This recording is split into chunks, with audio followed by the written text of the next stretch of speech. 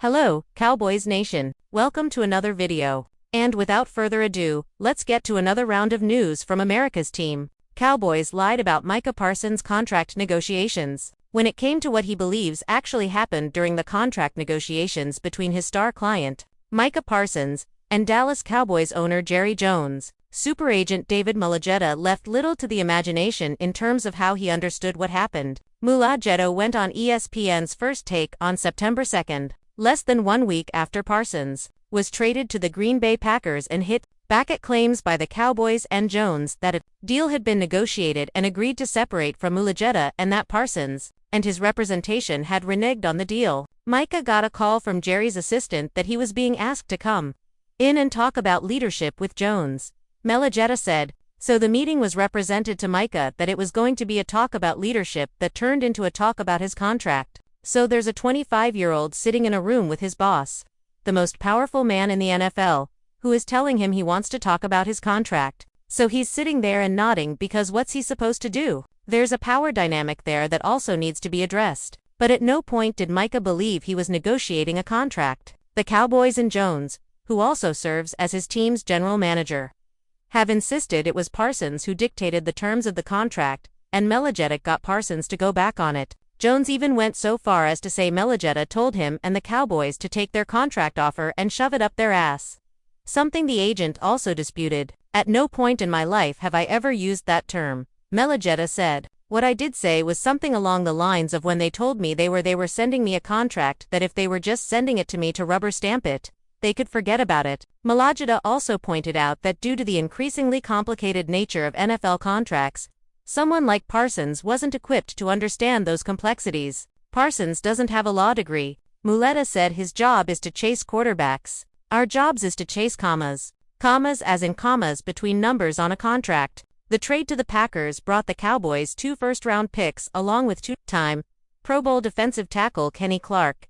It brought Parsons the contract he wanted with a $188 million contract extension. Mulligetta pointed out that the contract the Cowboys offered Parsons would have likely cost him $30 million over the long run because it was for a 5-year contract instead of a 4-year contract, which Parsons' reps thought was the better move. On Tuesday, ESPN published a thorough report on how the trade came to be and revealed Parsons made one final effort to stay with the Cowboys that was flatly denied by Jerry Jones and the organization. Per the report, Parsons' agent, David Mulligetta, reached out to Jones and the front office 2 days before the trade to Green Bay happened. He reportedly offered to do whatever it took to get a deal done and keep Parsons down south. Kenny Clark issues bold statement on joining Cowboys after Packers exit. The Dallas Cowboys are in a transition as they are starting to learn what life is like after Micah Parsons.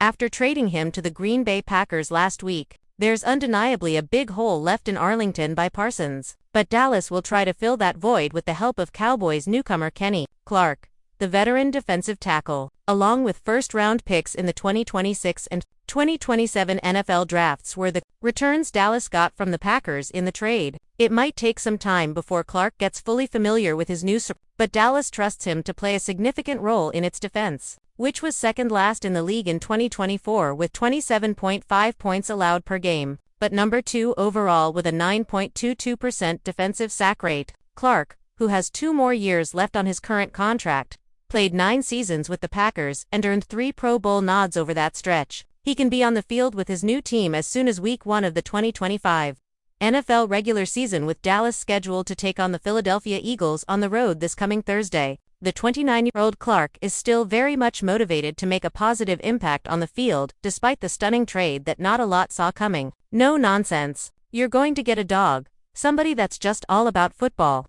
Clark said for Tommy Yarish of the Cowboys official website, I'm here to ball. I'm here to be my best self. I feel like when I'm my best self, there's nobody messing with me. That's what I bring to the table. I'm here to play my ass off. So far in his pro career, Clark has 35.0 sacks and 236 solo tackles to go with 7 forced fumbles across 140 games.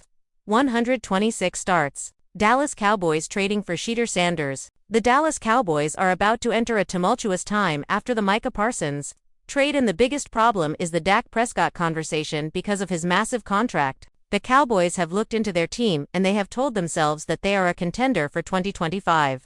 But the truth is, the talent on defense does not result in a playoff berth. And truthfully, they are not close to the Commanders or Eagles as a potential contender. The Dallas Cowboys have Dak Prescott under contract for the next 3 seasons. But that shouldn't stop them from exploring potential upgrades, especially given Prescott's underwhelming postseason track record. He holds a 2-5 playoff record, averaging 280 passing yards per game in those appearances. Over the past 5 seasons, Prescott has played in just 57 of a possible 83 games, 68.6%, which should raise concerns for the franchise as he enters his age 32 season. A trade for Sanders wouldn't necessarily mean the immediate end of the Prescott era, but it would put pressure on him to deliver this season. If the Cowboys fall short in the playoffs again, a move by 2026 could be on the table. Given that the current roster doesn't stack up well against division rivals like the Eagles or Commanders, Dallas would be wise to start thinking long-term. Why the Browns could trade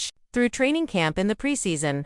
The Cleveland Browns have been closely evaluating their quarterback room, particularly after drafting Shedeur Sanders with high expectations. However, early observations suggest that Sanders may not be the ideal fit for the Browns' current offensive system. His timing with the starting receivers has been inconsistent, and his transition to the speed and complexity of NFL defenses has been slower than anticipated. Meanwhile, the Browns are reportedly pleased with the progress of their veteran starter and a surprise breakout from a lower depth chart quarterback, leading to speculation that Sanders could become expendable if the team sees an opportunity to gain draft capital or fill other roster needs. A potential trade partner like the Dallas Cowboys makes sense for multiple reasons. Dallas has long been rumored to be seeking a long-term successor to Dak Prescott, and Jerry Jones has shown a historic willingness to make splashy moves for quarterbacks with star power.